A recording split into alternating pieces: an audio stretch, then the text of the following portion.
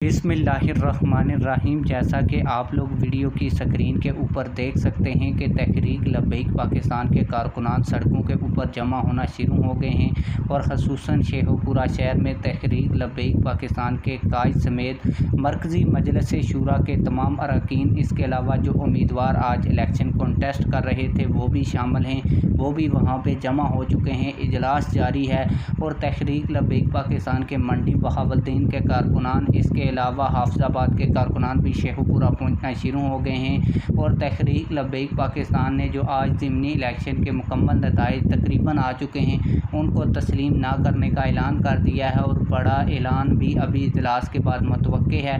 हाफिज़ साद रिजवी साहब ने कहा है कि कारकुनान इत्मीनान रखें, उनके वोट के ऊपर डाका डालने नहीं देंगे बल्कि मैदान अमल में निकलेंगे। इस हवाले से तहरीक लब्बैक पाकिस्तान के अमीर की क़यादत में इस वक्त शेखुपुरा में एक बड़ा इजलास जारी है और इजलास ख़त्म होने पर तहरीक लब्बैक पाकिस्तान के अमीर एक बड़ी कॉल भी दे सकते हैं, जिस कॉल के लिए तहरीक लब्बैक पाकिस्तान के कारकुनान शेखुपुरा के शहर में जमा होना शुरू हो गए हैं। आप लोगों की इस हवाले से क्या राय है? कमेंट सेक्शन में अपनी राय का ज़रूर इजहार फरमाएं। मिलते हैं किसी और वीडियो में। अल्लाह हाफिज़।